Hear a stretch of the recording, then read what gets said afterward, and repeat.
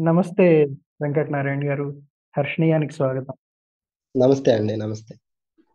ఇప్పుడు మీరు ఎంఏ తెలుగు చదువుకున్నారు. సో, మీ వయసు 23 ఏళ్ళు. ఈ మధ్యలోనే మీరు 2 కవిత్వం పుస్తకాలు రాశారు. ఒకటి పబ్లిష్ అయింది. రెండోది ప్రచురణకు రెడీగుంది. ఒక నవల రాశారు. ఇది కాకుండా మీ గురించి విన్నదేంటంటే మీరు పుస్తకాలు గూడా చాలా, చాలా చదువుతారని. చదవడం, వాటి గురించి చర్చించడం అనేది గూడా మీకు చాలా ఇష్టమైన విషయం.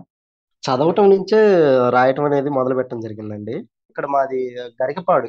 కారంపూడికి ఒక 16 కిలోమీటర్ల దూరంలో ఉంటది. కారంపూడి నుంచి వినుకొండ ఎళ్ళే మధ్యలో అన్నమాట. దారిలో మా ఊరు తగిలిద్ది. పక్కూరు ఎళ్ళేవాడిని 10థ్ క్లాస్ దాకా అక్కడ చదివా. మాకొక 3 ఎకరాల పొలం ఉండేది. సెలవులప్పుడు పనికి పోవటం, కూలి పనికి, లేకపోతే చేలో పని చూసుకోవటం ఇలాగ చేసేది.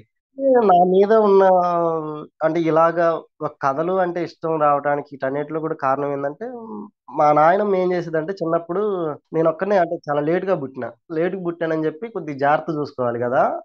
అదిగాక చిన్నప్పుడు బాగా జబ్బులొచ్చేవి నాకు. జ్వరాలొచ్చినా ఒక నెల రోజులు, 2 నెలలు ఇలాగుండేది. చాలా సార్లు చచ్చిపోతానని అనుకున్నారు. అందుకని మా నాయనమ్మ జాగ్రత్తగా చూసుకునేదనమాట. ఆమె బడి దగ్గరికి నన్ను తీసుకెళ్ళి, అక్కడ నన్ను కూర్చోబెట్టి నేనెక్కడ మధ్యలో వస్తానో, లేపోతే ఎక్కడన్నా ఆటలకి పోతానేమో అని జెప్పి, సాయంత్రం దాకా నాతో పాటు ఆమె అక్కడే ఉండేదనమాట. నేను తినేదాకా, మళ్ళీ పాఠాలయిపోయేదాకా, బడి వదిలిపెట్టేదాకా అక్కడే ఉండి వచ్చేది. అయితే మళ్ళీ ఇందుకోసం ఆమె ఏం జేసేదంటే, నేను మళ్ళీ ఏమన్నా అంటే వచ్చిన తర్వాత మళ్ళీ ఏమన్నా ఆటలకి పోతానేమో పిల్లలతో పాటని జెప్పి, నన్ను కూర్చోబెట్టి కథలు చెప్పడమే గాకుండా, పిల్లలు పోతే నేనొక్కడిని కూర్చోలేను గదా! పిల్లలందరిని గూడా కూర్చోబెట్టి, నాతో పాటు వాళ్ళని గూడా ఉంచి, వాళ్ళకి ఆమె కథలు జెప్పేదనమాట. ఇంక పిల్లలందరూ ఆమె చుట్టూ ఉంటారు గాబట్టి, ఆ పిల్లలతో పాటు నేను ఉంటా గాబట్టి, ఇలాగ అలవాటయిపోయింది. దాదాపు నా చిన్నతనం అంతా ఆమెతో పాటే గడిచింది. ఆమె జెప్పిన కథలు, వీటన్నిటిలతో పాటు గడిచింది. అది నాకు అంటే నా జీవితంలో అది ఒక బలమైన ప్రభావం చూపిచ్చింది ఆమె నాకు. అంటే ఇప్పుడు అయన్నీ ఆమె చెప్పినయి నాకేం గుర్తు లేకపోయినా గానీ, కథ అంటే ఇయంటే ఒక ఇష్టం కలగటానికి కారణం అదే. అందుకేనేమో నేను అక్కడ అప్పుడు ఇంటర్మీడియేట్‌లో ఉన్నప్పుడు ఆ కథ నచ్చి, ఆ తర్వాత చదవాలి అని అనుకోవటం. అంటే నా అంటే నా జీవితం నేపథ్యం చూసుకున్నప్పుడేందంటే, ఇటు సైడు ఎవరైనా కథలు చెప్పుకుంటారు. చదువుతారా? ఆ విషయం నాకు తెలియదు. అసలు చదువుతారనే జ్ఞానం అనేది గూడా లేదు. అంటే కథలు చెప్పుకుంటారు. చదువుతారు, అయి రాస్తారు ఇయన్నీ తెలియదు. ఎలాగంటే నేను ఇంటర్ సెకండ్ ఇయర్‌లో ఉన్నప్పుడు నేను నర్సరావుపేటలో చదువుకుంటున్నా. అప్పుడు నా సబ్జెక్ట్ వచ్చేసరికి తెలుగు గాకుండా సాంస్క్రిట్ ఉండేది. నేను సాధారణంగా ఏం చేసేవాడినంటే, ఈ ఎగ్జామ్స్‌కి ప్రిపేర్ అవ్వటం ఇలా గాకుండా టెక్స్ట్ బుక్స్ ఉంటాయి గదా! వాటిల్ని నేను ఖాళీ సమయాల్లో ఉన్నప్పుడు మొత్తం పూర్తిగా తిరగేసేవాడిననమాట. అదొక అలవాటుండేది. అలాగా మా క్లాస్‌లో ఇద్దరు ఫ్రెండ్స్ మాకు సాంస్క్రిటు కుదరదని జెప్పి, వాళ్ళు బలవంతాన తెలుగే తీసుకున్నారు. అప్పుడు మా అయ్యంగారు సార్ ఒప్పుకోలేదనమాట. మీరు సాంస్క్రిట్ తీసుకోవచ్చు గదా! మార్కులొస్తాయని జెప్పి ఇలా జెప్పారు. అయినా మా వల్ల గాదండి అని జెప్పి వాళ్ళు తెలుగే తీసుకున్నారు. వాళ్ళ దగ్గరున్నయి గూడా అంటే వాళ్ళకి టెక్స్ట్ బుక్‌లు ఇయన్నీ తెలుగు పాఠాలు ఇయన్నీ ఉన్నాయి గదా! అందుకని జెప్పి వాళ్ళ దగ్గర గూడా అడిగి తీసుకొని నేను చదవటం మొదలుపెట్టా. ఇంటర్మీడియేట్‌లో ఏం పాఠాలున్నాయని జెప్పి. అలా చదివేటప్పుడేందంటే, అందులో కథలు ఇయన్నీ నేను చదివా. చదివిన తర్వాత నాకు ఇంక ఊర్లోనే అక్కడే ఎవరో ఒకళ్ళని అయన్నీ కనుక్కొని, పలానా చోట శాఖ గ్రంథాలయం ఉందని చెప్పి అది ఎతుక్కొని ఎళ్లి అక్కడ కూర్చొని రోజు గంటల తరబడి అంటే క్లాస్‌లు ఎగ్గొట్టి అక్కడికెళ్ళేవాడిని. అక్కడికెళ్ళి ఇంక బుక్స్ చదవటం మొదలుపెట్టేవాడిననమాట. ఆ పుస్తకాలు అలాగ చదవటం మొదలుపెట్టా. చదవటం మొదలుపెట్టిన తర్వాత ఏమైందంటే ఈ 'త్రిపురనేని గోపీచంద్' గాని, 'కొడవటిగంటి కుటుంబరావు' ఇలాగ ఈళ్ళందరూ ఏంటంటే దాదాపు ఒక 300 కథల దాకా, 400 కథల దాకా రాశారని జెప్పి ఇలాగ మనం ఒక జీవితంలో మనుషులు ఇన్ని కథలు రాసారా? అది నవలలు, మళ్ళీ ఇతర వ్యాపకాలు ఇయన్నీ ఉండి గూడా. అందుకని జెప్పి నేనేం జేశానంటే అలాగైతే నేను కథలు రాయాలి. కాపోతే నేను 300 కథల దాకా రాయాలి. అలాగ రాయాలంటే దాదాపు ఇప్పుడు నేను ఒక 20 సంవత్సరాలు, 10 సంవత్సరాలు బతికాననుకుంటే రోజుకి కనీసం 2, 3 కథలన్నా రాస్తే గాని ఒక 300 కథలేమో రాయగలనని జెప్పి సెలవు బెట్టేసి అంటే నాకు జరం వచ్చిందని జెప్పి, ఒంట్లో బాగలేదు, తలనొప్పని జెప్పి, ఏదో ఒకటి పెట్టి అది రూమ్‌లో ఉండి రోజుకి 12 కథలు రాసేవాడిని. మా ఫ్రెండ్స్ అందరూ ఉంటారు గదా! మేము ఒక రూమ్‌లో ఉండేటప్పుడు హాస్టల్‌లో వాళ్ళందరిని పాపం రాత్రి పూట కూర్చోబెట్టి 1 దాకా, 2 దాకా చదివి వినిపించేవాడిననమాట. "నీకు దండం పెడతా వదిలిపెట్టమని" అన్నా గూడా, ఈ ఒక్క కథే అని జెప్పి వాళ్ళకి జెప్పటం. వాళ్ళింక నా బాధ భరించలే అంటే దాదాపు 1, 2 దాకా ఇంక వాళ్ళు ఇంటనే ఉండేవాళ్ళు అనమాట అలాగ చుట్టూ కూర్చొని. ప్లేట్‌లో అన్నాలు తీసుకొచ్చుకొని కూడా పైన కూర్చొని ఇదే పనిగా ఉండేది. వాళ్ళు "నువ్వు చెప్పే కథలు మాకు చివరికి కల్లోకి గూడా వత్తన్నాయి. ఇంక నువ్వు చెప్పటం ఆపవా ప్లీజ్" అని అనేవాళ్ళనమాట. కథలు మ్యాగజైన్‌లకి పంపిస్తారు, పత్రికలకు పంపిస్తారని గూడా ఎలా తెలిసిందంటే, అప్పుడు నాకు పేపర్ చదివే అలవాటు బాగా ఉండేది ఖాళీగున్నప్పుడు. కొట్టు దగ్గరికి, అంగడి దగ్గరికెళ్ళినప్పుడు అక్కడ పేపర్ ఉంటది కాబట్టి టీ కొట్టు దగ్గర కూర్చొని టీ తాగి, ఆ పేపర్ తిరగేసేటప్పుడు మనకి సండే మ్యాగజైన్స్ వస్తుంటాయి గదా! ప్రతి ఆదివారం. వాటిలలో ఏదో ఒక కథ గూడొచ్చేది. ఇలాగే ఇదివరకు సాక్షిలో ఏమొచ్చాయంటే అండి, పాత కథలేసేవాళ్ళు. 'బలివాడ కాంతారావు' గాని, ఇలాగా పాత తరం వాళ్ళయి ఒక కథేసేవాళ్ళు. వాటిని నేను దాచిపెట్టుకునేవాడిని.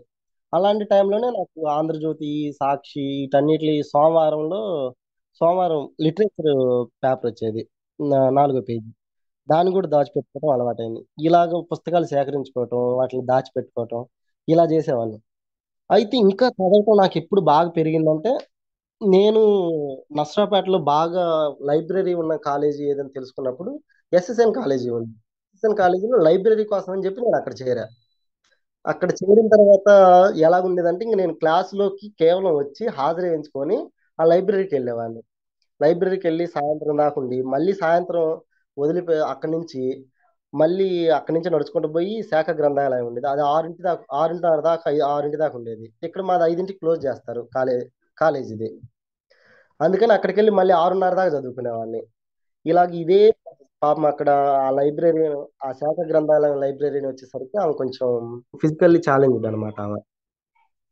అలా ఒక్కడ కోసమే కూర్చొని వెయిట్ చేసి 7 దాకా క్లోజ్ చేయకుండా ఉండేది. ఆమెను నేనే తీసుకెళ్ళి ఆటో ఎక్కించి ఆమెను పంపించేసి ఆ తర్వాత ఇంక నేను నా హాస్టల్‌కెళ్ళిపోయేవాడిని.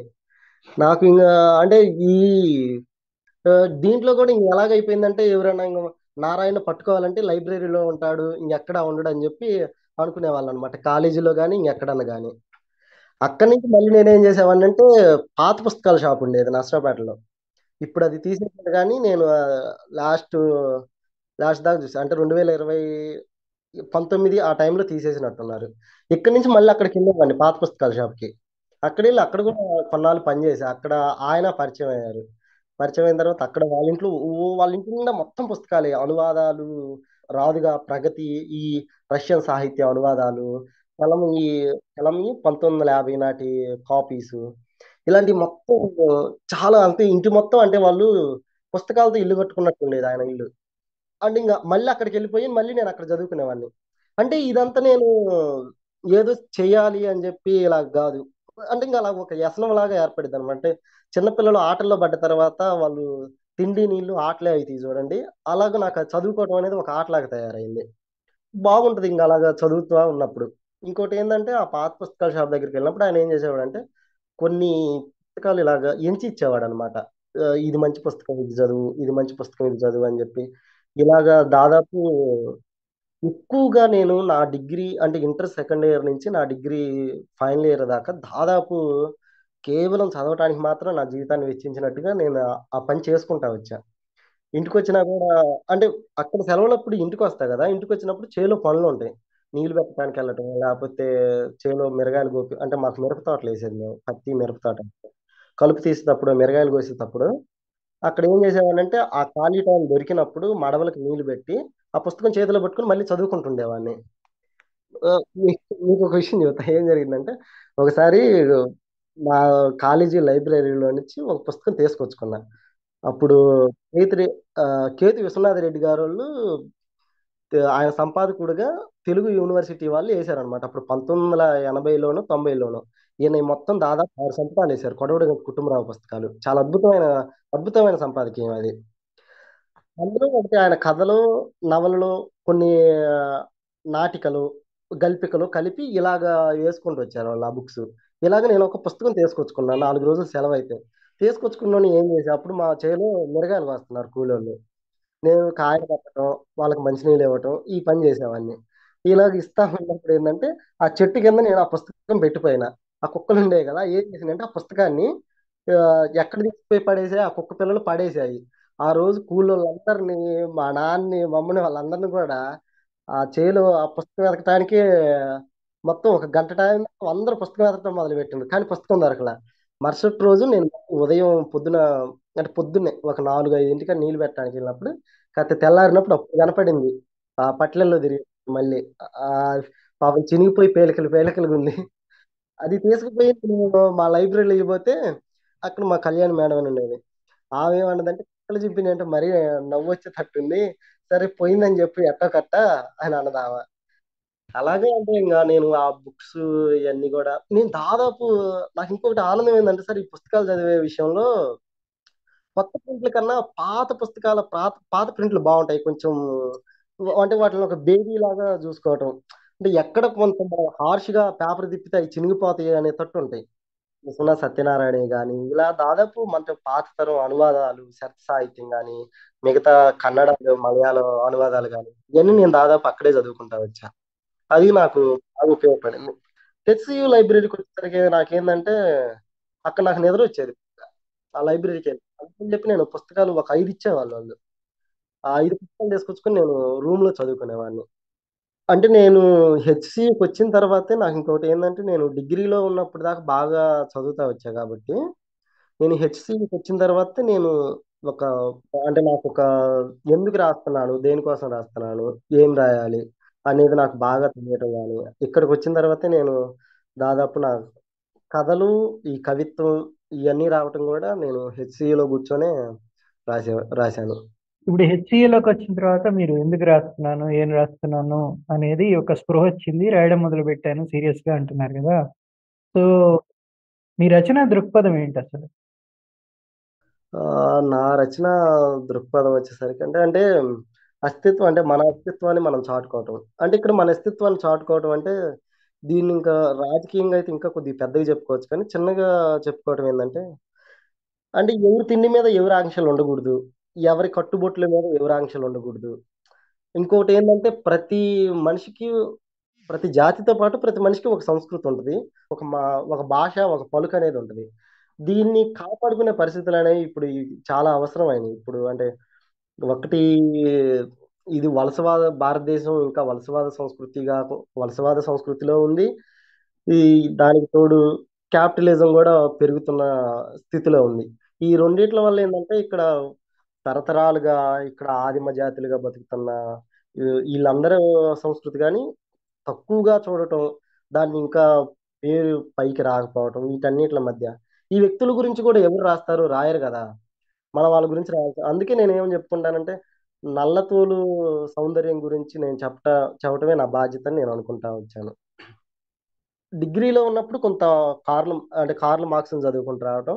ఆ డిగ్రీ ఎండింగ్ వచ్చిన తర్వాత అంబేద్కర్‌ని, ఎంఏకి వచ్చిన తర్వాత రామస్వామి పెరియార్‌ని వీళ్ళని చదువుకుంటూ వచ్చిన తర్వాత నా దృక్పథం మీద మంచి ప్రభావం వేశారు. వీళ్ళన్నిట్ల కన్నా నాకు పోయెట్స్, రైటర్స్ కూడా నా మీద మంచి ప్రభావం వేశారు. అంటే వాళ్ళు నాకు ఈ సిద్ధాంతపరమైన పుస్తకాల కన్నా ఈళ్ళు నాకు ఇంకా జీవితాన్ని తేటతెల్లం చేసి చెప్పారు. నా వైపు నేను చూసుకోవటానికి. అది నాకు బాగా తోడ్పడింది. ఇప్పుడు ఈ అస్తిత్వవాదం గురించి ఇప్పుడు మీరన్నారు గదా! కొన్ని రికార్డ్ జేయాల్సిన అవసరం ఉంది. రకరకాల జీవితాలు, వెనుకబడ్డ జీవితాలు, అణచివేయబడుతున్న జీవితాలు వీటన్నిటి గురించి రాయాల్సిన అవసరం ఉంది అని అంటున్నారు గదా! ఇప్పుడు వీటిని కథలుగా మార్చే క్రమంలో అంటే నేనొక రీడర్‌గా, ఒక పాఠకుడిగా ఒక ప్రశ్నుంది నాకు. అదేంటంటే ఇప్పుడు ఈ ఈ అస్తిత్వవాదం అనుకోండి, అస్తిత్వవాదం నుంచి వచ్చే కథలు గానియండి, లేదా స్థానీయత గురించి ఒక పర్టిక్యులర్ ప్లేస్ నుంచి ఫలానా జిల్లా వాళ్ళ కథలు రాసుకోవటం, ఇది రాసుకోవటం ఇవన్నీ చదువుతుంటే ఒకటేమనిపిస్తుందంటే చాలా కథలు ఎట్లా ఉంటాయంటే డైరీ రాసుకున్నట్టుంటాయి. ఇప్పుడు ఒక మనిషి వేరే మనిషి జీవితం గురించి తెలుసుకోవడం అనేది ఏ మనిషికైనా చాలా ఆసక్తికరం. చాలా కథలు అక్కడే ఆగిపోతున్నాయి. అంటే దానికి మించి ఒక కథని ఒక కళా స్వరూపంగా అంటే ఎక్కువ మందికి రీచ్ అయ్యేటట్టు. ఫర్ ఎగ్జాంపుల్ ఒక పర్టిక్యులర్ జిల్లా నుంచి రచయితలు రాశారనుకోండి. దగ్గరగా ఇప్పుడు మా నెల్లూరు జిల్లా నుంచి లేవు గానీ, నెల్లూరు జిల్లా నుంచి ఓ సంకలనం వస్తే నేను చదువుతాను నాకు ఇంట్రెస్ట్. కానీ అది దానికి సార్వజనీనత అనేది కల్పించాలి అంటే ఈ కథలకి దాన్ని అది నిజమైన గొప్ప కథగా మలిచే ప్రయత్నం అనేది చేయాలనేది అనిపిస్తుంది. అంటే గొప్ప కథలనే వాటిని పక్కన పెట్టుకొని చూస్తే, పూర్తిగా కథా స్వరూపాన్ని సంతరించుకోలేదేమో, ఆ ప్రయత్నం రచయిత చేయలేదేమో అనిపిస్తుంది. దీని మీద మీ ఉద్దేశం? అంటే ఇక్కడ కొన్ని సమస్యలేముంటాయంటే సారు, సార్వజనీనత అనే విషయంలో మొదట అంటే మనుషుల భావోద్వేగాలను పట్టుకోవటం అనేది చాలా ముఖ్యమైన విషయం. మనం ఎక్కడో రష్యన్ సాహిత్యం చదివో, మరి ఎక్కడో పలానా చోట పలానా కథ చదివో, మనం దాన్ని కనెక్ట్ అవ్వటానికి గూడా కారణం ఏందంటే, మనుషులుగా భావోద్వేగాల్ని కలిపి పట్టుకోవటం అనేది ప్రధానమైన విషయం. సాహిత్యం చేసే పని గూడా ముఖ్యంగా అదే. అందుకనే అరిస్టాటిల్ ఏమంటాడంటే, వ అంటే రాజు యుద్ధంలో చనిపోయాడు, రాణి చనిపోయిందంటేనేమో చరిత్ర అయిద్ది. రాజు చనిపోయాడు, రాణి ఏడ్చి చనిపోయింది అన్నప్పుడు అది సాహిత్యం అయిద్దని అంటాడు. ఇక్కడ ఈళ్ళేం జేస్తున్నారంటే, ఇక్కడ ఇది ఒక ఆర్ట్ ఫార్మ్ అనేది ముఖ్యంగా మనం గుర్తుపెట్టుకోవాల్సిన విషయం. దాన్ని కథని మలచటానికి దాన్ని నువ్వు కథలాగే రాయాలి. అంటే కథలాగా రాయటానికి నీ కాడ ఏమన్నా నియమాలుంటాయా అని ఎవరైనా అనొచ్చు. అది జీవితానికి వీలైనంత సహజంగా, అత్యంత సహజంగా దానికి అంటే బాగా ఈ రియలిస్టిక్‌గా గూడా ఉండాలి. అంటే నేను రాసా. నేనిప్పుడు ఏదో కింది జాతి నుంచొచ్చా, కింది కులం నుంచొచ్చా. ఇప్పుడు నా గురించి నేను చెప్పుకోవటమే గొప్ప. కాబట్టి మీరు చదివితే చదవండి. లేపోతే మానేయండి అంటే అదెలా కుదిరిద్ది? అంటే పాఠకుడికి నువ్వు ఏమాత్రం గౌరవిస్తున్నావు అనేది చాలా ముఖ్యం గదా! అంటే ఇప్పుడు నేను ఈ మాట అంటున్నానని జెప్పి ఇప్పుడు నా మీద విమర్శించే వాళ్ళు గూడా ఎవరైనా ఉండొచ్చు. దాన్ని ఒడిచి పట్టుకోవటం అనేది గావాలి. నువ్వు ఆ మాత్రం శ్రమ పడకపోతే నువ్వు రాయటం ఎందుకసలు? ఒక కథని కథగా మలిచి దాని భావోద్వేగాన్ని నువ్వు రాసిన రాతని పాఠకుల్లో ఎక్కించగలగాలి గదా! నువ్వు సాహిత్యం రాస్తున్నప్పుడు అది సాహిత్యంలాగే ఉండాలి. ఇంకోలాగుంటే అది కుదిరే పని గాదు. ఏమైంది కొద్దిగా కష్టపడటానికేమయ్యా? కొన్ని పుస్తకాలు చదువుకోవచ్చు కదా! చదివితే అది ఇలాగుంటది అని జెప్పి. అంటే మనం అంటే సాహిత్యం అంటే ముఖ్యంగా భాషని అదుపు చేసుకోవటం అనేది చాలా ముఖ్యం. ఎక్కడ ఏ సరైన పదం వాడితే పాఠకుడికి కనెక్ట్ అయిద్దేమో అనేది చాలా ముఖ్యం. ఒక వ్యక్తి కులం ద్వారా హింసించబడ్డాడు సార్. ఈ కులం హింసించబడ్డాడండి. దాని గురించి నువ్వు కథ చెప్పేటప్పుడు, ఆ కులం ద్వారా అతను హింసించబడ్డ బాధని గూడా చదివే పాఠకుడికి నువ్వు ఎక్కించగలగాలి. కేవలం మా గురించి అలా చెప్పేసా, అయిపోయింది అని అనుకుంటే ఏమాత్రం కాదు. నేను దాన్ని నమ్మను గూడా. అంటే మనకి ఇక్కడ ఏం జరుగుతుందంటే, రాజకీయ దృక్పథాలని చెప్పి, అంటే సిద్ధం మేము పలానా వైపు నిలబడ్డామని చెప్పి, దీన్ని దానికొక ఊతంగా వాడుకుంటున్నారు. ఈళ్ళ అసమర్థతకి నిజానికి. ఇది నేనిప్పుడు పెద్ద విమ పెద్దగానే వాడుతున్నా ఈ పదాన్ని అసమర్థతకి. అంటే కష్టపడటానికి వీటన్నిట్లికి లేకుండా. ఇప్పుడు నేను ఒక కులం కథ రాస్తే దళిత రచయితగా నాకు పేరొచ్చేసిద్ది. ఒక స్త్రీ గురించి రాసేస్తే ఫెమినిస్ట్‌గా నాకు పేరొచ్చేసిద్ది. అయిపోయింది. దీంతో మనం ప్రముఖ రచయితలుగా వీటన్నిటిలుగా మనం నిలబడొచ్చనమాట. నువ్వు దాన్ని కథగా మలిచేటప్పుడు, ఒక కవితగా మలిచేటప్పుడు నువ్వు దాని కోసం ఏం జేస్తున్నావనేది కనీసం వీళ్ళు ఆలోచించుకోవాల్సిన అవసరం ఉండదు గదా! ఆలోచించరు. అయితే అంటే ఇది ఒకటి. అంటే అస్తిత్వవాద సాహిత్యం వచ్చే క్రమంలో ఇలా మేము ప్రతీదీ రికార్డ్ అంటే ఇలాగ రాస్తున్నాం అన్నప్పుడు ఒక డైరీ లాగా ఉందని మీరన్నప్పుడు అది ఆర్ట్ ఫార్మ్ కావాలనేది ఖచ్చితంగా నేను చెప్పేదానికి ఇది సమాధానం. ఇంకొకటి రెండో విషయం ఉంది దీనికి సంబంధించి. ఇది కొంచెం అంటే ఈ ప్రశ్నే చాలా సంక్లిష్టమైంది. కొంచెం సున్నితమైంది గూడా. ఒకటి ఏంటంటే సార్ ఇప్పుడు ముందు వాళ్ళు రాయడం నేను దీన్ని మళ్ళీ ఇంకో రకంగా కూడా సపోర్ట్ చేస్తా వాళ్ళు రాయటం గురించి. రాయాలి. అంటే దానివల్ల ఏందంటే కనీసం వాళ్ళకి ఈ సంస్కృతం లేని ఒక తెలుగు భాష అనేది ఖచ్చితంగా వచ్చిద్దని నేను అనుకుంటా. వాళ్ళ ఊర్లల్లో వాళ్ళ అమ్మా నాన్న మాట్లాడుకునేది, వాళ్ళ చుట్టూ ఉండేవాళ్ళు మాట్లాడుకునేది. అది కథ మంచిది కాకపోనియండి, మనల్ని అంత పట్టించకపోనివ్వండి. కానీ ఆ భాష అనేది ఒకటి రికార్డ్ అవుతున్నందుకు నేను సంతోషిస్తా.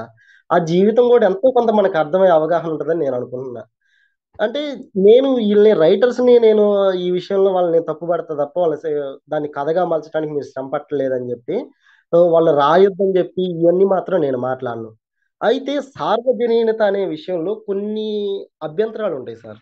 అదెలాగంటే మనకి అంటే భావోద్వేగాలను పట్టుకోవటం అది ఎంత మంచిదో, అలాగే ఏం జరిగిద్దంటే ఒకామె ఉంది. నేను ఈ మధ్య కాలంలో ఒక కథ చదివా. ఆమేందంటే ఆ కథలు మనకి ఈజీగా అర్థమైపోతాయి. అంటే ఆమె కింది కింది కులాలకు చెందిన వ్యక్తి కాదు అని అర్థమైపోద్ది.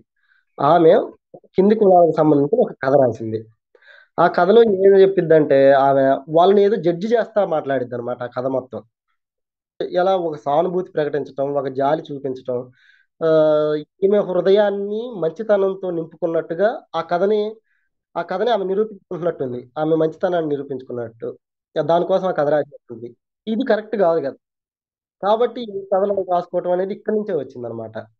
అంటే వీళ్ళు సాధారణంగా అంటే వీటికి ఇంకా ఒక చరిత్ర కూడా చాలా ఉంది. అంటే అమెరికాలో ఏమో బ్లాక్ పాంథర్స్ రావటం, ఆ తర్వాత దళిత పాంథర్స్ మహారాష్ట్ర లో అక్కడ ఆ దళిత పాంథర్స్ ఉద్యమం రావటం, దాని నుంచి ఇక్కడ మాదిగ దండోరా ఉద్యమం ప్రబలటం, దీని నుంచి ఎవరి కథలు వాళ్ళు రాసుకోవటం అనేది వచ్చింది.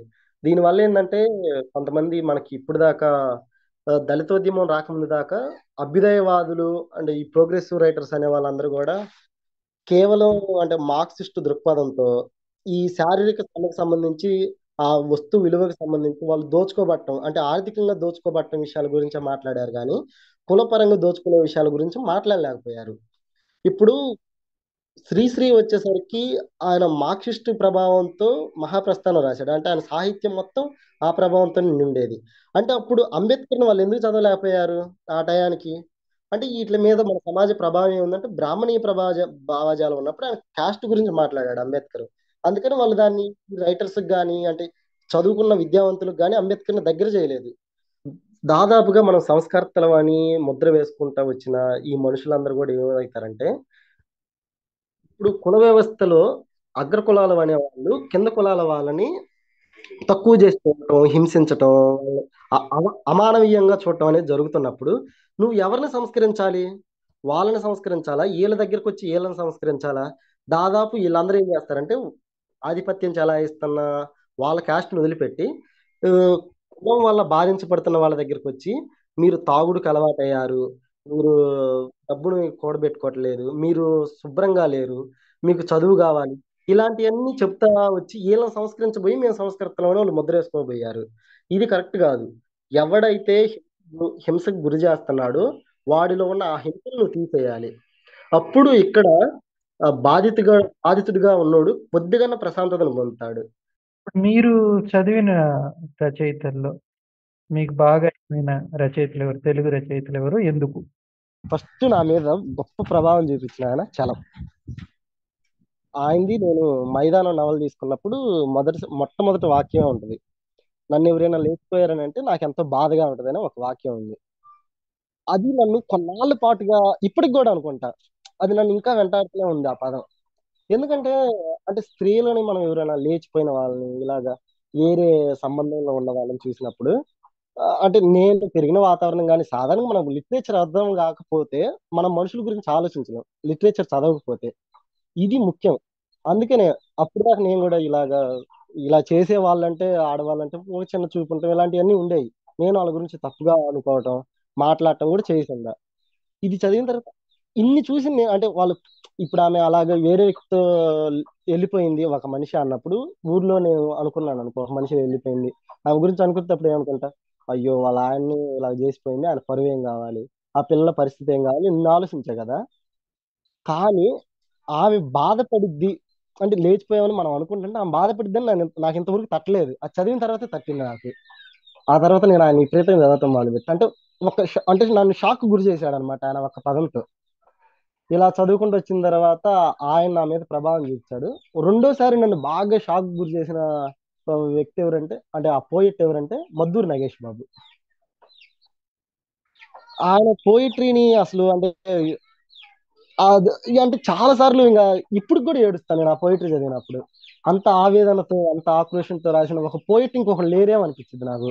శ్రీశ్రీ మహాప్రస్థానం ఒక ఉద్వేగంతో మనం ఊపేసిద్దామో కానీ ఇంతగా పట్టి మనిషిని తరాలు బట్టి వేధించి మనుషుని అంటే ఆ గుండెని పిండేయటం అంటారు చూడండి, అలాగా అలాగ చేసే పోయిటరీ ఒక మద్దూరు నగేష్ బాబు దానికే ఉంది. అంత బలమైన అంత బలమైన పోయిటరీ రాసింది ఆయననేమో. నాకు అంటే ఆయనది కూడా నాకు చాలా షాక్ గురి చేసింది అసలు.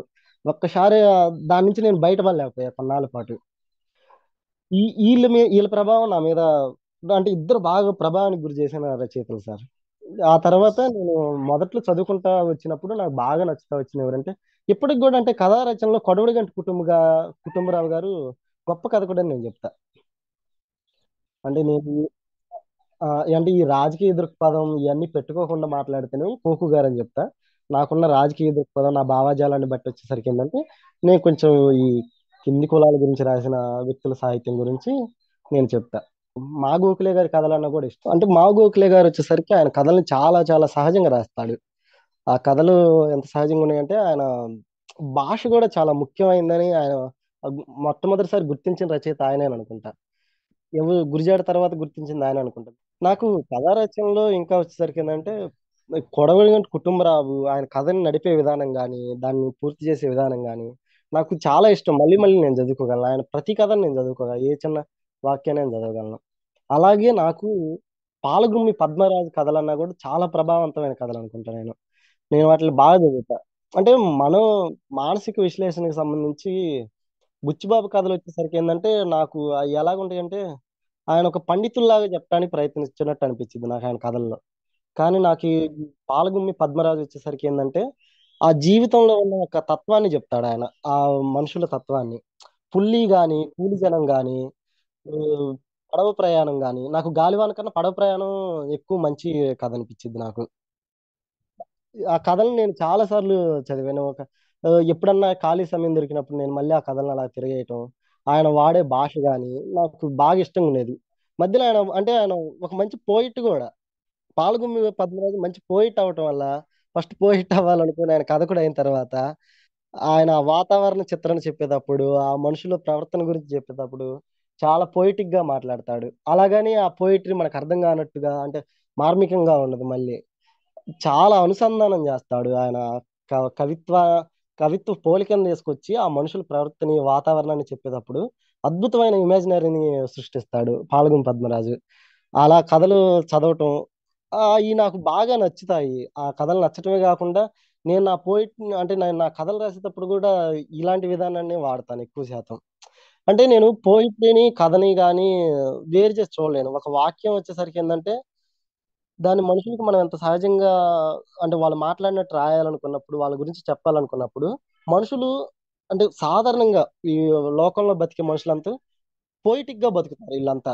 మనం దాన్ని చెప్పాలనుకున్నప్పుడు కథ రూపంలో నవల రూపంలో మరీ ప్రక్రియలో చెప్పాలనుకున్నప్పుడైనా ఆ పోయిట్రీని మనం దాటి ఆ మనుషుల్ని మనం చూడలేము. అలా చూడటం వల్ల ఏమైందంటే ఎక్కడో వాళ్ళ నుంచి మనం ఒక కనెక్ట్ అనేది దూరం అయిపోద్ది. అప్పుడు మనం పండితులమో మేధావులమో ఒక ఫిలాసఫర్లమో అయిపోతాం. అందుకని ఆ పోయిట్రీ అనేది అలా తోడ్పడిద్ది. నేను అందుకే పాల్గొం పద్మరాజు కథల్ని కొంచెం బాగా ఇష్టపడటానికి కూడా కారణం. పోయిట్లో వచ్చేసరికి నాకు ఈయన కూడా చాలా బాగా ఇష్టం. కృష్ణ శాస్త్రి గారు నాకు చాలా బాగా ఇష్టం. స్వేచ్ఛ ప్రియత్వం అనేది ఆ, ఎక్కువగా ఆయన చూపించడం చాలా బాగుంటుంది. ఆయన దాంట్లో నేను ఒక రాజకీయాన్ని ఎదుగుతాను నిజంగా. అంటే ఒక మంచి స్వేచ్ఛను కోరుకోవడం కన్నా రాజకీయం ఇంకొకటి ఏముంటది. అందుకని నేను ఆయన పోయిటరీని నేను బాగా ఎదుగుతా. రాజకీయం కోసం మనం పోయిటరీని రాయకూడదు. పోయిటరీలో రాజకీయం రావచ్చు కానీ అందుకే అంటే అభ్యుదయ కవిత్వం కన్నా నేను ఇలాగా ఒక ప్రేమ గురించి రాసిన కవిత్వాన్ని నేను బాగా ఎక్కువగా ఇష్టపడతాను. వాళ్ళ మనసుకి దగ్గరకు వచ్చి వాళ్ళు నా లోకాన్ని తరిచి చూపిస్తారు వాళ్ళు నాకు మళ్ళీ మళ్ళీ ఈ విధంగా చేస్తారు.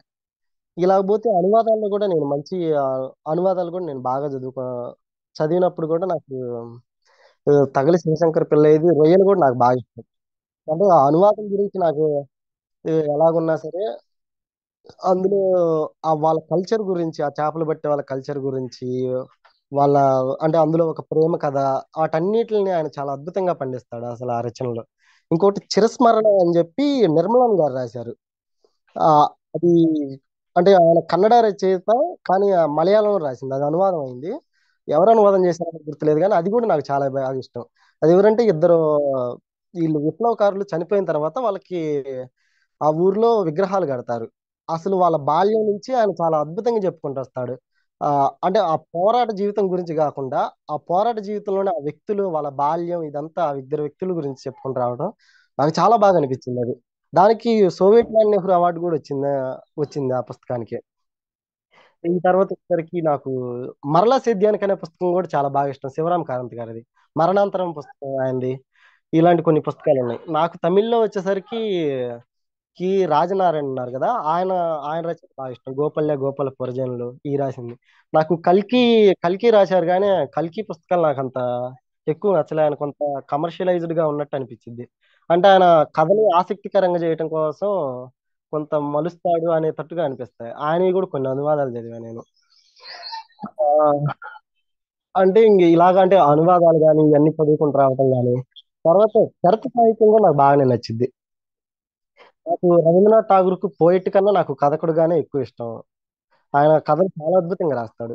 ఈయన మద్దిపట్ల సూరి గారు అనువాదం చేసిన కథలు ఉన్నాయని రవీంద్ర కథావళి అని చెప్పి వేశారు. ఆ పుస్తకాన్ని నేను చాలా సార్లు చదువుకున్నా. ఇవన్నీ కూడా నాకు బాగా పాత పుస్తకాలు దొరకడానికి కూడా కారణం ఏంటంటే సార్, నేను ప్రతి ఆదివారం ఏం చేసేవాడిని, గుంటూరులో అరండల్పేట వెళ్ళేవాడిని. అక్కడికి వెళ్ళినప్పుడు ప్రతి ఆదివారం అక్కడ కుప్పలు కుప్పలుగా పుస్తకాలు ఉండేవి కదా. ఇంకా అందులో మనం పడి కొట్టుకొని పోయి మనకు కావాల్సిన పుస్తకాన్ని ఒక వలేసి పట్టుకొని తీసుకొచ్చుకున్నట్టుగా ఉండేది. మనకి నచ్చిన కొట్టం చాలా తక్కువ రేట్కి. అది కాక మనం ఏంటంటే హాస్టల్లో ఉండేవాళ్ళం కాబట్టి మనకున్న పరిమితులు కూడా మనకు ఉండేవి. ఈ వాటి నుంచి నాకు పుస్తకాలు తెచ్చుకోవటం ఇలా. ఎప్పుడైనా విజయవాడ వెళ్ళినప్పుడేమో ప్రాచీన గ్రంథమాల అక్కడికి వెళ్ళి ఆ షాప్ లో కూడా తెచ్చుకున్నాను. ఆయన నేను 4 పుస్తకాలు తీసుకుంటే ఆయనకి 2 పుస్తకాలు ఎక్కువ ఇచ్చేవాడు, తీసుకో బాబు అని చెప్పి. నాకు అది అంటే ఈ పుస్తకాలు, ఈ పాత పుస్తకాల షాపులు ఇవన్నీ వీటితో ఇలాగ స్నేహంగా ఈ పుస్తకాలు చదవటం అనేది నాకు బాగా ఇష్టంగా అనిపించింది. అంటే ఆ, ఒక రచయిత పుస్తకాలు చదవాలా అని అంటే ఏమో దాన్ని నేను నిర్ణయించలేను కానీ, ఆ, నువ్వు ఒక ఆర్ట్ ఫామ్ ని క్రియేట్ చేసుకోవడానికి మాత్రం నువ్వు పుస్తకాలు చదవాల్సిన అవసరం ఉంది. నాకు ఆర్కే నారాయణ పుస్తకాలు కూడా నాకు బాగా ఇష్టం. ఆయన కథల్ని చాలా సింప్లిఫైడ్ గా చెప్తాడు. ఆ, అది అంటే ఏదో పెద్దగా ఒక ఇదిగా చెప్పాలని కాకుండా చిన్నది, అంటే జీవితం ఎంత ఆ, చిన్న చిన్న చిన్న చిన్న సంఘటనలతో అనుభవాలతో ముడిపడి ఉంటుందో వాటిని ఆయన చాలా చిత్రంగా చెప్తాడు ఆ కథల్ని. ఆయన శైలి అన్నా కూడా నాకు బాగా ఇష్టం. అంటే నేను దాదాపు అనువాదాలు, ఒరిజినల్ సాహిత్యం ఇవన్నీ చదువుకుంటూ వచ్చా. ఇంకోటి బాగా ప్రోగ్రెసివ్ రైటర్ ఇంకొకరు ఎవరైనా ఒకసారి అక్షరాలు ఆ, శరత్ గురించి మాట్లాడతా, దేవదాస్ శరత్ గురించి మధురాంతకం నరేంద్ర గారు అంటారు, దేవదాస్ నవల మనం సరిగ్గా అర్థం చేసుకోలేదు. ఆ పుస్తకం అంటే ఫ్యూడల్ వ్యవస్థలో ఉన్న లోపాలని చెప్పడం అసలు దాని ముఖ్య ఉద్దేశం. వాళ్ళ ప్రేమని రిజెక్ట్ చేయటం, ఆ ఫ్యూడల్ వ్యవస్థ యొక్క క్రూరత్వాన్ని, ఆ ప్రేమని ఆ దేవదాస్ పొందలేకపోవటం, అది దాన్ని మనకి చెప్పేది కేవలం ఒక ప్రేమ కథతో మనం దాన్ని కొట్టి పారేసాము, అతను తాగుడుకు బానిస అయ్యాడు ఇలాగ అనుకున్నాము అని చెప్పి. ఎగ్జాక్ట్ గా నేను దానికి అంగీకరిస్తాను. నేను కూడా ఎప్పుడైనా ఆ పుస్తకం, దేవదాస్ పుస్తకం చదివినప్పుడు అసలు ఆయన కథలన్నీ దాదాపు అలాగే ఉంటాయి. ఫ్యూడల్ యొక్క అంటే మానవత్వం లేని ఆ వ్యవస్థని ఆయన ప్రేమతోనో ఇంకో దాంతో మానవ సంబంధాలతో దాన్ని అద్భుతంగా ఆయన ప్రజెంట్ చేస్తాడు. అందుకే ఆ పుస్తకాలు సరే. అంటే ఏదైనా ప్రేమను ఇంకోటి ఏదైనా ఒకళ్ళు ఒక ఒక స్త్రీ అన్యాయానికి గురైందని చెప్పి ఆయన పుస్తకాన్ని ఏ విధంగా అయినా చదువుకోవచ్చు, కానీ ఆయన ఫ్యూడల్ వ్యవస్థ మీద అంత తీవ్రమైన వ్యతిరేకత రాసిన రచయిత ఇంకొకరు లేరు అనుకుంటాను నేను. శరత్ శరత్ గారి సాహిత్యం మొత్తం అదే అసలు. ఆయన దేవదాస్ పుస్తకం కానీ, బడదీది కానీ ఇలాంటివన్నీ అద్భుతమైన సాహిత్యాన్ని రాశాడు ఆయన. వీళ్ళని పాత వాళ్ళని చదువుకోవటం వల్ల ఏం జరుగుతుందంటే సార్, మనకి ఉండే కొన్ని ఏంటంటే మన లోకం అంటే ఇప్పుడు మనం బతుకుతున్న లోకానికి పాత లోకానికి సరిహద్దుల్ని మనం చెరిపేసుకోవచ్చు పుస్తకాల ద్వారా. చెరిపేసుకున్నప్పుడు ఏంటంటే ఈ జీవితం అనేది అక్కడి నుంచి ప్రారంభమైంది అనేది మనకు అర్థమైంది. ప్రారంభమైనప్పుడు పాత కొత్త అనేది ఎప్పుడు మేలు కలయికగా ఉంటది. మనకి అసమర్థుడి జీవయాత్రలో లాస్ట్ లో వాడు అసమర్థుడి అంతం అనే అధ్యయనంలో రామయ్య చెబుతాడు, ఆ వంతెన మీద నుంచి ఒక ఎడ్ల బండి బాద్ది, ఒక కారు బాద్ది, ఒక రిక్షా బాద్ది. ఈ మూడు ఒక్కొక్క సమయాలకు సంబంధించిన వస్తువులు, అంటే ఆ సమయాలకు సంబంధించిన ఈ వాహనాలు. కానీ ఆ మూడు ఉన్నాయి కదా, కారు వచ్చిందని చెప్పి రిక్షా లేకుండా బాలేదు, రిక్షా వచ్చిందని చెప్పి ఎద్దుల బండి పోకుండా బాలేదు. ఈ ఎలాగ కలిసి ఉన్నాయో మన జీవితం కూడా పాత నుంచి కొత్త, కొత్త నుంచి భవిష్యత్తుకి ఇలాగా ఒకే సమాహారంగా ఉంటది. ఈ ఒక ఆయన పేరు గుర్తులేదు కానీ ఒక ఫిలాసఫర్ చెప్తాడు, అసలు కాలం ఎప్పుడు ప్రవాహశీలంగా ఉండదు, కాలానికి అసలు ఈ ముందు వెనక అనేది కూడా ఏమీ ఉండదని చెప్తాడు. సేమ్ నేను అదే నమ్ముతాను. ప్రెసెంట్ అనేది నిజానికి కాలం, ఇంక ముందు వెనక అనేది ఏం లేదు. ఇప్పుడు రాస్తున్న రచయితల్లో మీకు ఎవరిష్టం? నాకు సోలమన్ విజయ్ కుమార్ గాని, ఎండపల్లి భారతి గారు, ఆ, వాళ్ళ కథలు నాకు చాలా బాగా ఇష్టం. వాళ్ళు కథని మనల్ని ఇంకా మళ్ళీ మళ్ళీ చదివించే విధంగా వాళ్ళ కథను రాశారు. ఆ కథను మనం చదవకపోయి ఉంటే ఆ, కథలు అంటే ఇంత బాగా ఇప్పుడు ఈ కాలంలో రాస్తున్న వల్ల మనం గుర్తుపట్టలేము. ఏదో ఒక జీవితాన్ని మళ్ళీ మన జీవితాన్ని ఏదో మిస్ అవ్వచ్చు కూడా. వాళ్ళు అద్భుతమైన కథలు నిజానికి. నాకు సోలమన్ విజయ్ కుమార్ స్టైల్ అంటే నాకు బాగా ఇష్టం. ఎండపల్లి భారతి గారు కథ చెప్పే విధానం అంటే నాకు బాగా ఇష్టం, ముఖ్యంగా ఆమె భాష. ఆ కథని అంటే నేను ఒక కథ రాస్తున్నాను అని చెప్పి దృష్టిలో లేకుండా ఆమె కథ రాస్తారు అసలు. ఆమె ఆమెకు తెలిసిన ఒక విషయాన్ని ఈ చుట్టూ ఉన్న వాళ్ళతో పంచుకుంటారు చూడండి, ఆ విధంగా ఆమె కథలు అంత సహజంగా, అంత చిత్రంగా ఉంటాయి. నిజానికి అంటే పాత కాలంలో ఈ కథలు వచ్చి ఉంటే వాళ్ళు ఏమని ఉండేవాళ్ళంటే ఈ సాహిత్య విమర్శకులు వాటిని స్కెచెస్ అనేవాళ్ళు ఆమె కథలను వచ్చేసరికి అసలు. కానీ ఇప్పుడు ఆ సరిహద్దులన్నీ దాటుకొని మనం వచ్చాం కాబట్టి అవి నిజంగా అద్భుతమైన కథ అసలు. ఆ కథల్ని మళ్ళీ మళ్ళీ నేను చదువుకోగలను ఈ కాలంలో, అప్పుడు పాతకాలం రచయితలు చదువుకున్నట్టు. నాకు ఇంకొకటి ఏంటంటే, ఈ కథా సాహిత్యం కానీ, నవల కానీ, పోయిటరీ కానీ, అంటే ఇలాగా ఫిక్షనల్ చదవటానికి బాగా తోడ్పడింది నాకేందంటే విమర్శ. విమర్శ పుస్తకాలు నేను చదివే కొంది నేను ఈ ఫిక్షనల్ సాహిత్యం వైపు అంతగా మొగ్గు చూపుతా వచ్చా. ఇప్పుడు నాకు రారా గారు కానీ, ఆర్ఎస్ సుదర్శనం కానీ, వీళ్ళు వల్లంపాటి వెంకట సుబ్బయ్య కానీ, పాత ఆయన ఉండు మనకి నవల అని పేరు పెట్టారు కాశీబాట్ల బ్రహ్మయ్య శాస్త్రి, ఆయన ఆయనది కానీ, అంటే నేను చదివిన తర్వాత నాకు ఒక కోణం అనేది ఖచ్చితంగా ఉంటది. నేను అంటే నాకు అది నాకు ఇచ్చిన అనుభూతిని బట్టి. కానీ విమర్శ పుస్తకాన్ని చదివినప్పుడు నేను ఇంకొక కొత్త విషయాన్ని తెలుసుకోవడానికి ఆసక్తి కలిగించింది. ఈయన రారా గారు రాసిన సాహిత్య వ్యాసాల్లో అద్భుతమైన సాహిత్య విమర్శ వ్యాసం ఏదైనా ఉందంటే శ్రీశ్రీ చిత్తవృత్తినో ప్రవృత్తినో ఒక వ్యాసం ఉంది. ఆ ఆ వ్యాసం ఆ వ్యాసం చాలా అద్భుతమైన విమర్శ వ్యాసం అసలు ఇప్పటికి కూడా ఆయన రాసిన వాటిల్లో నేను బాగా చదివా దాన్ని. అంటే శ్రీశ్రీని మహాప్రస్థానాన్ని అసలు ఆయన్ని వ్యక్తిగతంగా పోల్చి చూసుకోవడానికి అద్భుతంగా తోడ్పడింది. అది చదివితేనే మనకు మహాప్రస్థానం అర్థమైద్దేమో అనిపించింది నాకు. ఇప్పుడు కొత్త తరంలో పోయిట్స్ వచ్చేసరికి నాకు ఆ, ఈ ఇప్పుడు అంటే ప్రజెంట్ పోయిట్స్ వచ్చేసరికి నందకిషోర్ పోయిట్ నాకు చాలా బాగా ఇష్టం.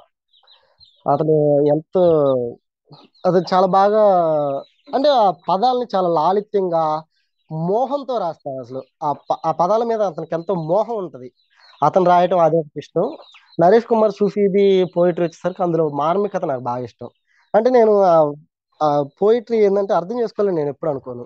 కొన్ని పోలికలు అతను వాడే నాకు అలా కూడా ఇష్టంగా ఉంటుంది. అంటే వీళ్ళిద్దరిలో కొంత ఎక్కువగా నేను మళ్ళీ మళ్ళీ చదవడానికి ఇష్టపడేది ఏంటంటే నందకిషోర్ పోయిటరీని మళ్ళీ మళ్ళీ చదవడానికి కొద్దిగా ఇష్టపడతా. ఎందుకంటే అసలు అతను ఎంత మోహంతో ఆ పదాలతో దహించుకొని పోతే తప్ప ఆ పోయిటరీ రాయలేడు అనిపించింది. అలాగే నాకు ఆ పోయిటరీ అన్నా కూడా బాగా ఇష్టం. ఇంక ఎండపల్లి భారతి గారు ఇంక మీకు చెప్పా కదా, కీలని ఇలా చదువుకు అంటే ఇంకా కొంతమంది మిస్ అవ్వచ్చు నాకు తెలిసి కొంతమంది. అంటే హోసూరు తొండనాడు కథలు ఇవన్నీ, ఆ కథలు కూడా చాలా బాగుంటాయి, వాళ్ళ ఇంటి కథలు రాసుకున్నాయి. మీరిందాక మాట్లాడినప్పుడు 'కల్కి' తమిళ రచయిత గురించి మాట్లాడేటప్పుడు కమర్షియల్‌గా ఉంటాయి కథలు. కమర్షియల్ సాహిత్యంలాగా ఉంటుంది. అవును, ఆయన చదివించడం కోసం కొంచెం కమర్షియలైజ్ చేస్తాడు అనిపించింది, కథను మలుచుతాడు అనిపించింది. మీ ఉద్దేశంలో డిఫరెన్స్ ఏంటి కమర్షియల్‌గా రాయడానికి? చాలా మంచి ప్రశ్న అడిగారు. దీని మీద చాలా భిన్నాభిప్రాయాలు కూడా ఉన్నాయి చాలా మందికి. ఆ, ఇప్పుడు నేను చెప్పే అభిప్రాయం కూడా అలా భిన్నాభిప్రాయాలు ఒకటి కావచ్చు కూడా. అంటే నేను ఏమనుకుంటానంటే సార్, అంటే అంటే కమర్షియలైజ్డ్ సీరియస్ అంటే సహజత్వం వీటన్నిటికి కూడా కారణం అనుకోవటానికి ఏంటంటే, రచయిత ఏం చేస్తాడంటే కమర్షియలైజ్ అనుకున్నప్పుడు అతను ఆ కథని ఇప్పుడు అంటే దాన్ని ఎక్కువ మనం దేన్ని సమకూరిస్తే పాఠకులు దాని మీద ఎక్కువ చదవటానికి ఆస్కారం ఉంది అనుకుంటాడు. దాన్ని అతను ఎక్కువగా అవసరం లేని దానికంతా ఎక్కువ పెట్టడం. ఇప్పుడు ఒక శృంగారం గురించి అనుకున్నప్పుడు కానీ, లేకపోతే ఒక ప్రేమ వ్యవహారం అనుకున్నప్పుడు కానీ, లేకపోతే క్రైమ్కి సంబంధించి కానీ, అంటే అంటే ఇలాంటివన్నీ ఉంటాయి కదా, వీటిల్ని ఎక్కువ చేర్చి ఆ పుస్తకాన్ని మళ్ళీ చదివించాలనుకోవటం. కొన్ని నాటకీయమైన సంఘటనలు, ఒక మనిషి అలా వెళ్ళాడు, అతని కోసం ఇంకొకరు వెతుకుతా వచ్చాడు, అతని ఎల్లంగులోనే ఇతను వచ్చాడు కాబట్టి నిజానికి ఈ జీవితంలో జరగవచ్చు. కానీ సాహిత్యంలో వచ్చేసరికి ఏం జరిగిద్దంటే అది మనకు నమ్మశక్యంగా ఉండదు. బాగా మీకు పాఠకుడికి బలమైన నమ్మకాన్ని కలిగించలేనప్పుడు అది ఏమైందంటే కమర్షియలైజ్డ్ అనిపించింది. సహజత్వానికి కారణం ఏంటంటే ఓకే, ఇది ఇలాగే జరగటానికి అవకాశం ఉంది, ఇంకోలాగా జరగటానికి అవకాశం లేదు అనుకున్నప్పుడు అది సహజంగా కమర్షియలైజ్డ్ కాని రచన అని మనకు అర్థమైపోద్ది. ఈ ఇంకో మాట ఏమంటాడంటే దీనికి సంబంధించి కూడా వల్లంపాటి వెంకట సుబ్బయ్య ఒక కథ రాసిన తర్వాత ఆ కథలో ఒక వాక్యాన్ని ఒక పదాన్ని తొలగించినా కూడా దాంట్లో ఏదైనా లోటు అనిపించిద్ది అనుకో, అనిపించేలా రాయబడిన కథ మాత్రమే చాలా ఉత్తమమైన కథ అని అంటాడు ఆయన. అంటే ఇప్పుడు దాన్ని మనం అంటే ప్రతి పదాన్ని కూడా మనం ఎంతో బలంగా నమ్మబడేటట్టుగా అతను రాస్తున్నాడు కదా రచయిత. అప్పుడు అది ఎంతో సహజంగా కమర్షియల్ గాని రచన అని మనకు అర్థమైంది. కమర్షియల్ రచన అన్నప్పుడు మనం అంటే ఇంకా అది ఎలాగవుతుందంటే ఓకే, అతను మన భావోద్రేకాలతో ఒక ఆడుకుంటున్నాడు. తనకు నచ్చినట్టుగా దాన్ని ఇలా మలుచుకుంటున్నాడు అనమాట. ఒక పిల్లగాడు కారు బొమ్మతో ఆడుకున్నట్టు ఆడుకోవటానికి ప్రయత్నిస్తాడనమాట. ఆహ్, అంటే దానికి తోడు ఇంకోటి ఏమైద్దంటే, కొన్ని కాలాల్లో కొన్ని ప్రభావాలనేవి ఎక్కువగా ఉంటాయి. మనం దాదాపు ఇప్పుడు అస్తిత్వవాద ఉద్యమాలు కొంత ఎక్కువున్నాయి అనుకుందాం. ఇప్పుడు అతను అవసరం లేని దాన్ని ఒక కథలో ఒక కులానికి సంబంధించి అతడు అవసరం లేకుండా కూడా పెట్టాడనుకో, మనకది అర్థమైపోద్ది ఎమ్మటనే. చదివే ప్రతి పాఠకుడికి తెలిసిపోద్ది సార్. అతను మొదటి పాఠకుడైనప్పటికీ, తల పండిన పాఠకుడైనప్పటికి గూడా ఆ రచన అర్థమైందా? కాలేదా? అనే దానికన్నా చదివేతప్పుడు అతనికి తెలిసిపోద్ది. ఇది ఎంత సహజంగా చెప్పబడిందో, అతనికి ఎంత దగ్గరగా వచ్చిందో, అతని భావోద్వేగంతో ఆడుకుంటుందా? లేదా? అనేది తెలిసిపోద్ది. దీన్ని బట్టి మనం ఏది కమర్షియలైజో, ఏది కాదో అనేది గూడా మనం ఏ పాఠకుడికి ఆ పాఠకుడు తెలుసుకోగలడని నేననుకుంటా. దీన్ని ఇది అని గూడా మనం కరెక్ట్‌గా చెప్పలేము. సో, ఇప్పుడు చివరగా ఇప్పుడు మీరు రాయబోతున్న కథలు, రాబోతున్న పుస్తకాల గురించి చెప్తారా? ఆహ్, ఈ ఒక నెలలో నాది కథల పుస్తకం వచ్చింది సార్ 'గరికపాడోడి' కథలు. అది మా ఊర్లో అంటే నేను చూసిన వ్యక్తుల గురించి వాళ్ళ జీవితాన్ని రికార్డ్ చేయాలనుకోవటం కుంట రాసింది. అది ఇగ పోతే కాపలాదారుల పాటలని చెప్పి నాది పోయెట్రీ జూన్ నెలలో వచ్చిద్ది. అది అంటే పోయెట్రీకి నాకు మళ్ళీ ఈ వచన సాహిత్యానికి డిఫరెన్స్ మళ్ళీ ఉంటది. పోయెట్రీ వరకొచ్చేసరికి ఏందంటే అది నా మానసికమైన జీవితానికి సంబంధించిందనమాట. అది ఒక ప్రాసెస్ అంటే నా జీవిత చరిత్రలాగా మానసికమైన జీవిత చరిత్ర నా పోయెట్రీ మొత్తం. అందువల్ల కాపలాదారుల పాటలొచ్చేసరికేమో ఒకలాగుంటది. నాది ఇంకొకటి నవల రాస్తున్నా నేను. 'క్షుద్రదేవత' అని జెప్పి. అంటే నేను ఆ నవలను గూడా ఎలాగంటే ఒక జానపద కథలాగా దాన్ని నేను ప్రారంభించి మొదలుపెట్టా. నాకు తర్వాత కథా రచనలో ప్రభావం నా మీద బాగా చూపించిందేందంటే, జానపద సాహిత్య కథా విధానం నాకు బాగా నచ్చింది. అంటే ఎవరి ఎవరి జాతికి ప్రతి జాతికి ఆ కథా విధానం ఉంటది గదా! కథ చెప్పే విధానం.